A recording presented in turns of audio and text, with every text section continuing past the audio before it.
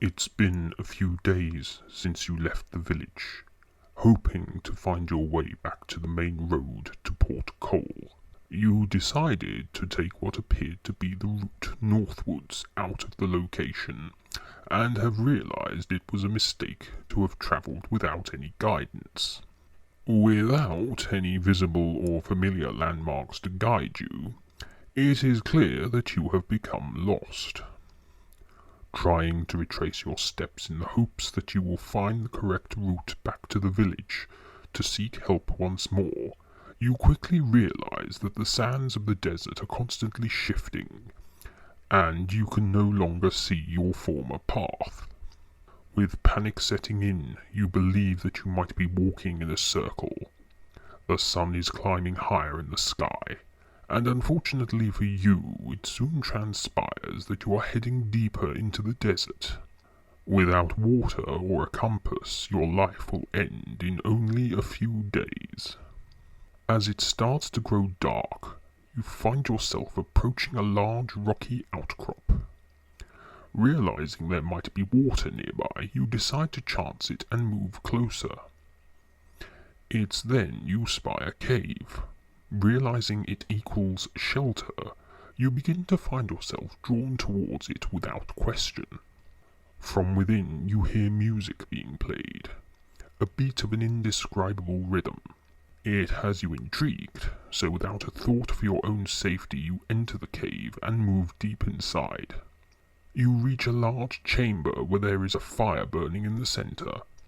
A musician is playing an instrument, and a woman appears to be performing a ritual around the fire whilst the music plays. The musician ceases playing, and the woman ceases her ritual and sits down. You note that both have spotted you and are giving you curious glances. The musician gets up, walks over, and speaks.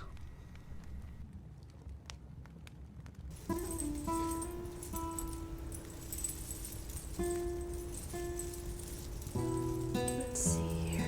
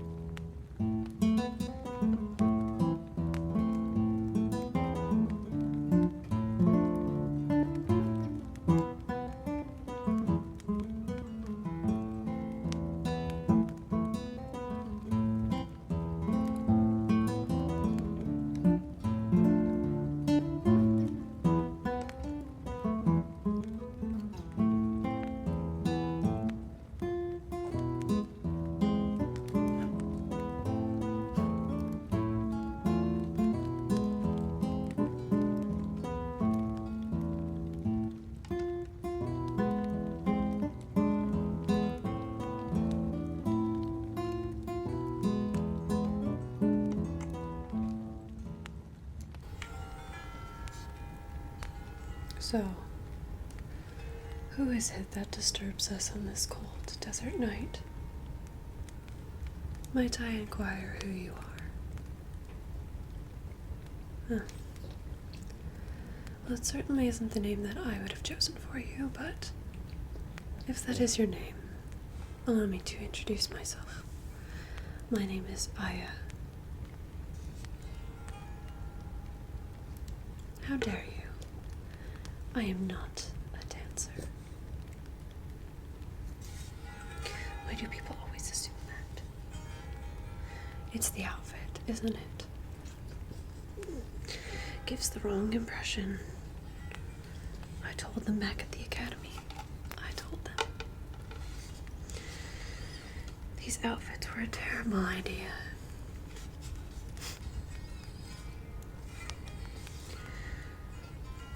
I wanted something tasteful like what they wear in the Ondar city, but no.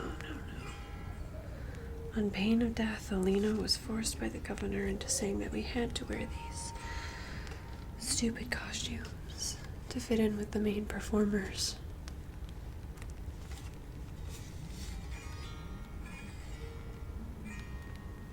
She's kind-hearted, but if you ask me, she should have stood up to that old fool. Oh, so you've met Alina? You thought her kind-hearted and welcoming, too. Yes, that is true. She is a wonderful person. But she is under the influence of the governor.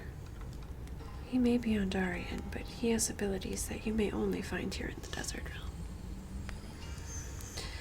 I can tell you without any hesitation that the governor is awfully bad news. If he can trick Alina into doing his bidding, he can control anybody. You want to know what I think? I think the governor is a vampire. No, listen. How else could he control people like that? Only vampires can make other people their servants the way that he does.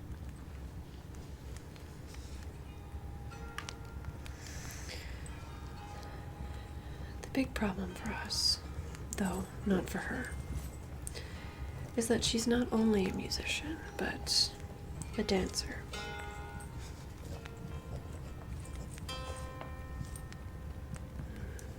Just a little flat.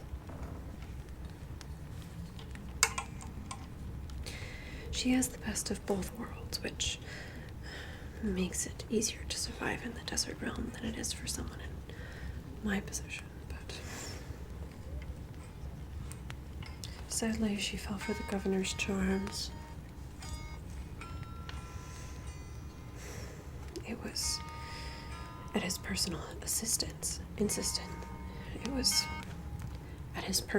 insistence that we dress almost like her to bring us in line.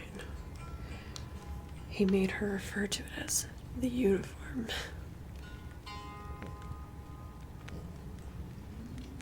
Why do I still wear it?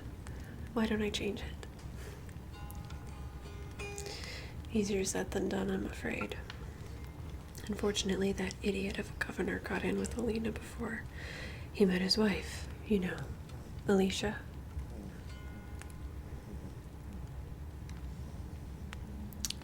So you've met Alicia as well, and that's wonderful. I understand she is a wonderful person. I hear that she will help those in need, whom she feels needs it the most. I hope I get to meet her one day. I understand she is the governor's closest confidant. Perhaps I can ask her to persuade the governor to reverse his ridiculous law. What do you mean, what law? The governor's law. It was by his decree that we always have to wear these stupid uniforms on pain of death. Now I'm stuck in this ridiculous getup forever.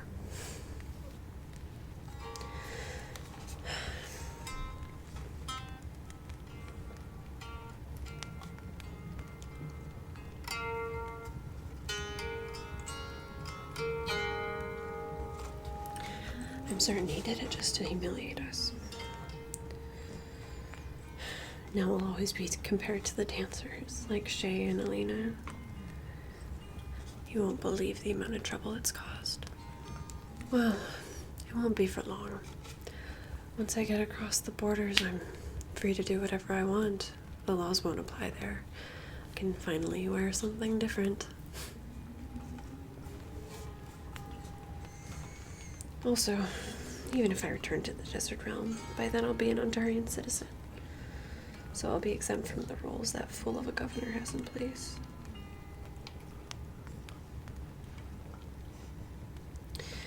Well, there is one inspiration for a new costume I have in mind. I once met a duchess from Ondar, Marguerite. The dress she wore was incredibly beautiful. That's exactly what I aspire to wear as a musician.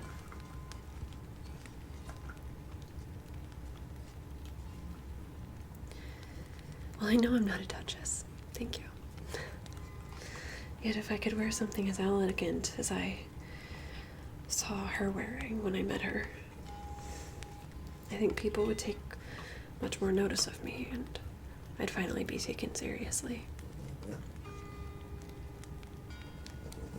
Oh, so you've met her as well, did you?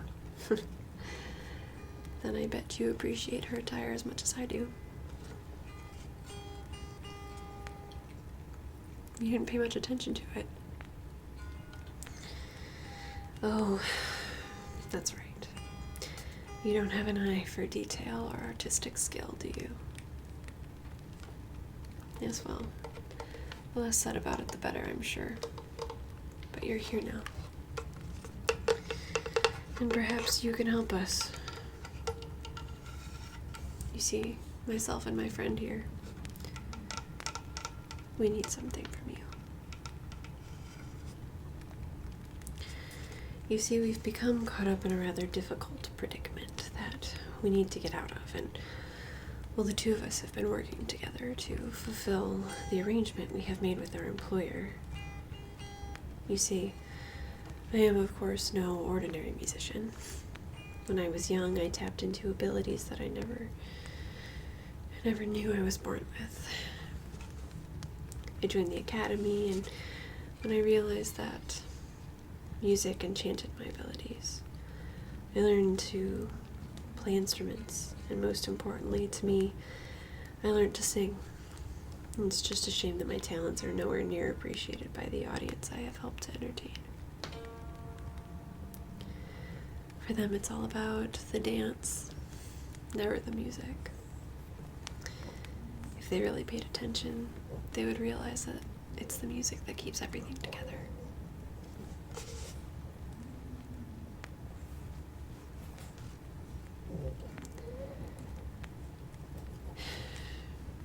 You disappoint me.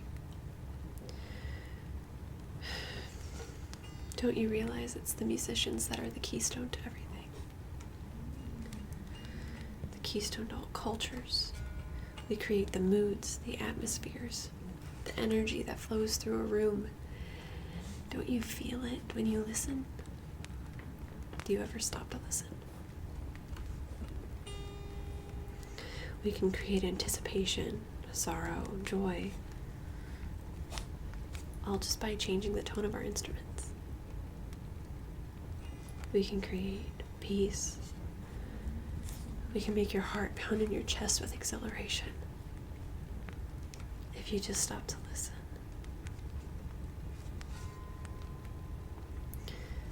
I like to think the real magic is found in our voices.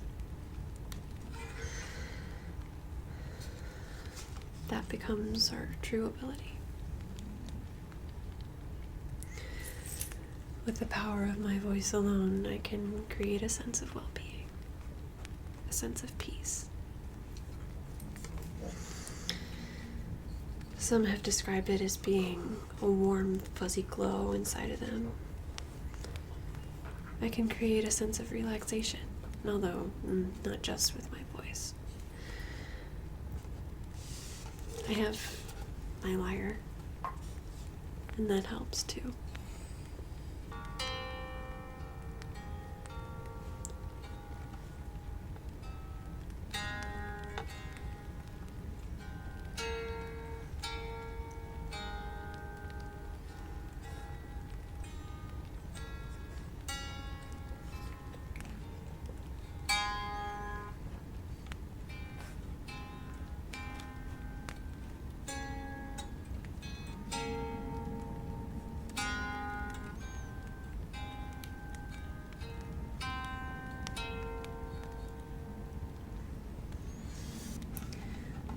Of course, my lyre, but also this.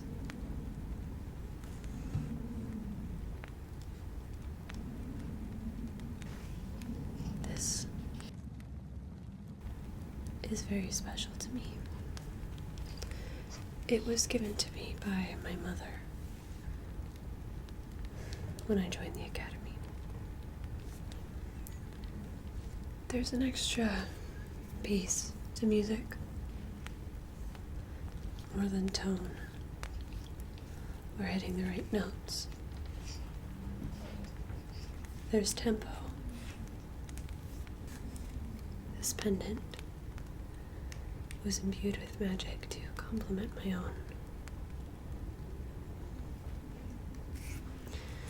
Now, watch it very closely as it swings from side to side. Feel the rhythm of it. Do you feel the tempo? The relaxation? The warm, fuzzy glow behind your eyes? Do you feel your eyelids wanting to shut? Just keep watching.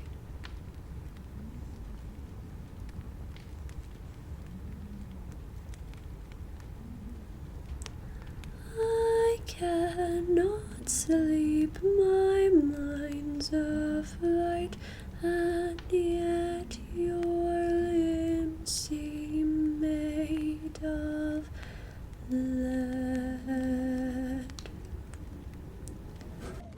As you surrender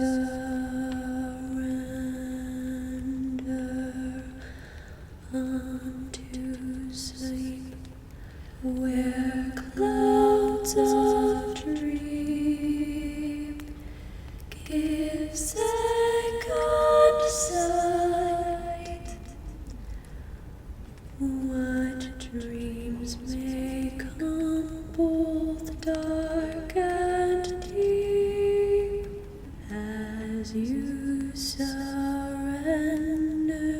unto sleep, as you surrender unto sleep, as you surrender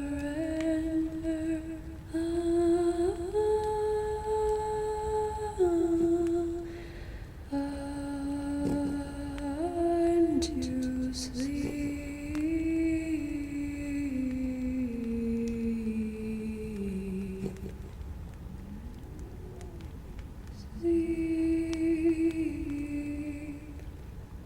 Sleep, sleep, sleep, sleep.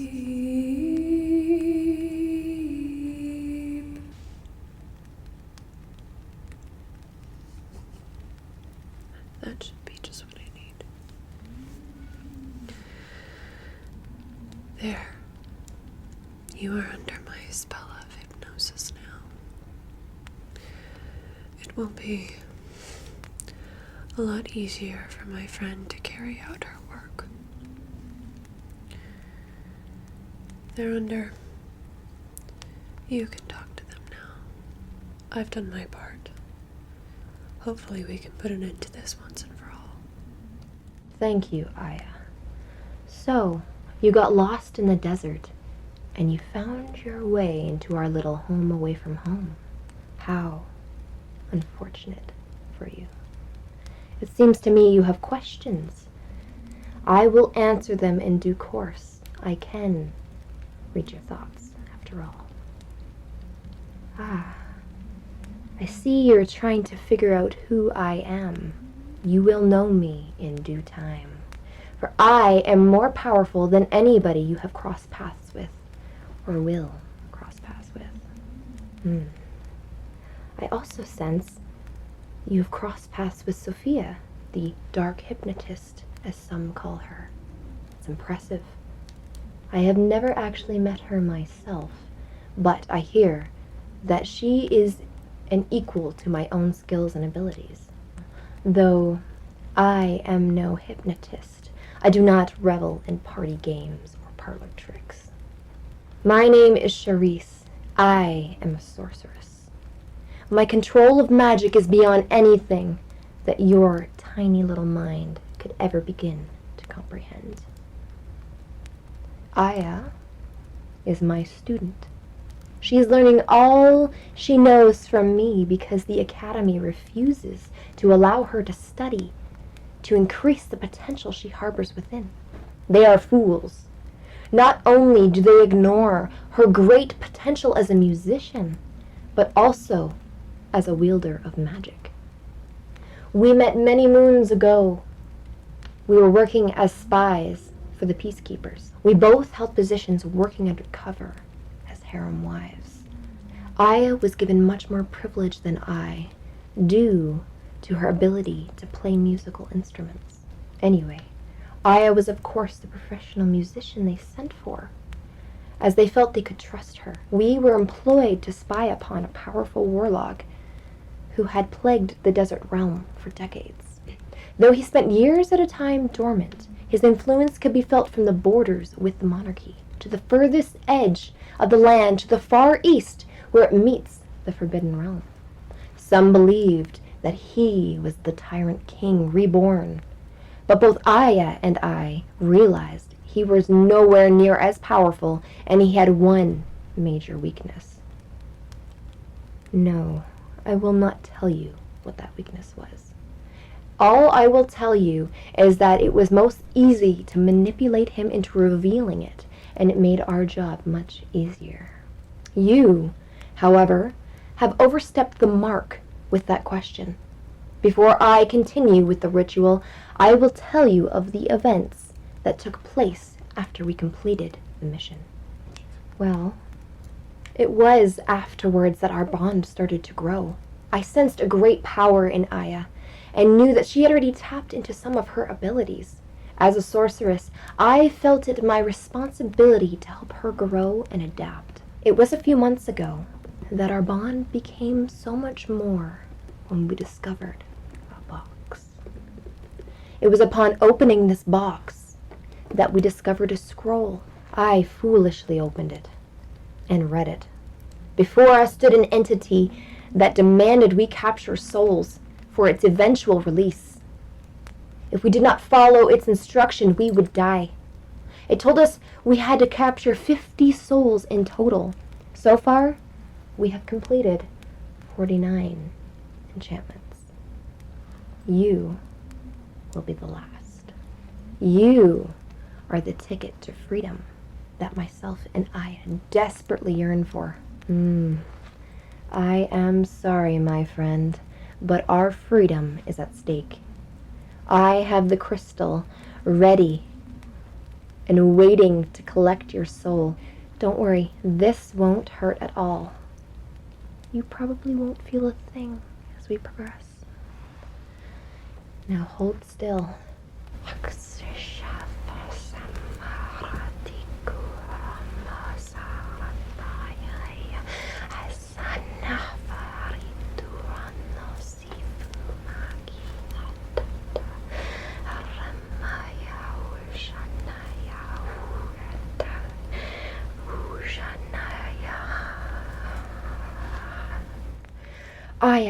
Aya, we've done it!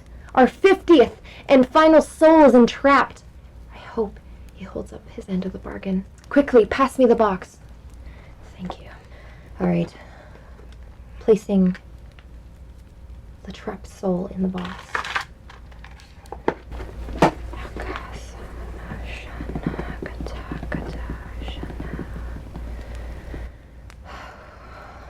Here goes nothing.